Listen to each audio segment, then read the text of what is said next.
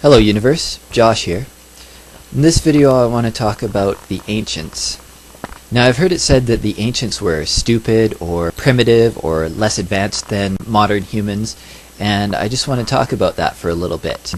Now it's true that we have more technology, we have more knowledge, and we have more data than the ancient peoples. And by ancient peoples I am talking about making a very broad generalization of people all the way from the Romans and Greeks all the way back to the Babylonians, and specifically probably I'm going to be talking about the Hebrews, the Jews really, and Babylon and other such peoples. Now the first issue that I want to address is the fact that the ancients were anatomically modern humans. Their brains were the same size as ours. There have been no major evolutionary advances in the last 10,000 years, and probably the last 100,000 years. So the ancients, they had exactly the same mental capacity as we do. They could think the same thoughts we do. If we could go back and learn their language, or they learned our language, and talk to someone from, say, ancient Babylon 5,000 years ago, or however long it was, they would be able to understand what we are talking about, and they would be able to, within a short period of time, grasp scientific concepts such as the Big Bang, computers, and so on and so forth. They might need some education, just as we all do. Just as I don't understand everything that goes on inside a computer, but I have a kind of a basic grasp of how they work, sort of. Or I'll pretend I do. We could teach a person from ancient Babylon that technology, and they would be able to use it just fine. So they're not physically different in their brains. They have the exact same type of brains as we do. A lot of people make the argument that they had less technology than we do, and that's true. Therefore they had less leisure time than we do, and therefore they had less ability to come up with amazing concepts like philosophy and other kinds of technology and ideas, and ultimately religion. Now of course this is also false, because what happened at the dawn of civilization was the increase in leisure time. It was drastic, for the change from like hunter-gatherer societies who had less leisure time to civilized societies, and people who lived in cities who were then divided into castes, and some certain castes were able to devote their entire lives to studying knowledge, studying philosophy, and making up religions for everyone to believe in. Now I believe that true religion is simply recognition of reality, of the reality that you see, or it's a reinterpretation of reality, but I won't get into that right now. The point is that the ancients did have enough time to come up with some pretty radical philosophical concepts, and we see this in the ancient Greeks, for example. A wonderful example. They were actually able to measure the approximate size of the Earth. They knew it was spherical. This was 300 BC, I think. I might be off on my dates, but you can look it up on Wikipedia. The ancients, they were specialized, and they were able to come up with new ideas and religions and thoughts and things that weren't previously thought before.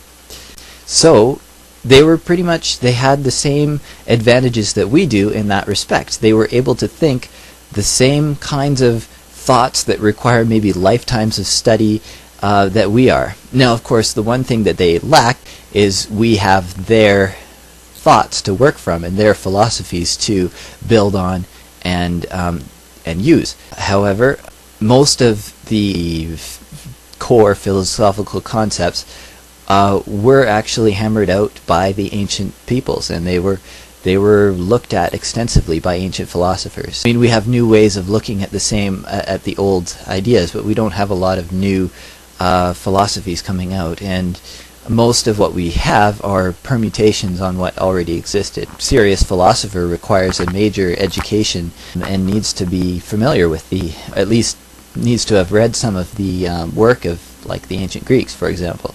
Next there's the observability issue I wanted to talk about. The ancients, I mentioned that they measured the size of the Earth. They had everything they needed thousands of years ago to determine that the sun was the center of the solar system and that the earth revolved around it and that the sun wasn't revolving around the earth like some people would have claimed in those days. They had just as much observable evidence as we do. They also had just as much evidence for the gods as we happen to have, which is to say, no physical evidence. They had only the natural world to see, and as do we. We can't see or touch anything supernatural. We can't feel it or hear it or any of those things. Now, I'll maybe talk more about the supernatural in another video. Therefore, even to the ancient, a god or gods had to be transcendent. They had to be something that existed just beyond the horizon or just beyond reality. The gods were not physically there, and there's no excuse for them to posit that, oh yeah, here's a god and he's walking around with us. They could make stories about it, but it should be quite obvious that, barring a miracle or such thing, that the supernatural is not natural. And there's no excuse for the ancients to believe in something that isn't there, if it really truly isn't there. Okay, moving on to science and the scientific method. The ancients didn't have the scientific method. Well, no, they didn't have it delineated as such or named the scientific method. However, the scientific method really is simply a description of how our brains actually work and how we actually make decisions and predict the universe and predict what's going to happen around us on a day-to-day basis. So the scientific method really is only a recognition of something which previously existed. It just didn't have a name as such, and they might have called it different things. They might have called it reason or wisdom or medicine or magic or whatever they might have called it, but it's human reason at the core. So the ancients, they had science, if you want to talk about it that way. They had access to a decision-making process that is fundamentally the same as our modern decision-making process. So why is our society so different? Well, we've created machines and things such as that.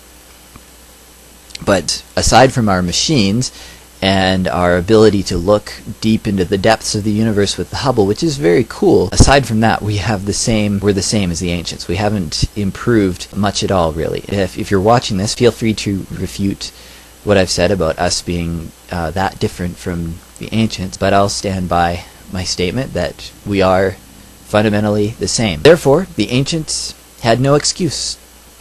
They had no rational excuse to believe in fairies or demons or gods or such things. Those things had to be constructs, and they had to realize and recognize that the things that they thought up, the explanations that they thought up, were indeed made up. Now, I'm not saying that God or the gods are imaginary, although it sounds like I am, but let me clarify what I believe about the gods and gods is I believe that God pre-existed any human concept of God or any possible invention of God. God existed before that. It was humans who defined him, who gave God a name, and before that happened, God was there. He had no definition, and it requires a conscious mind in order to be able to fathom God, and otherwise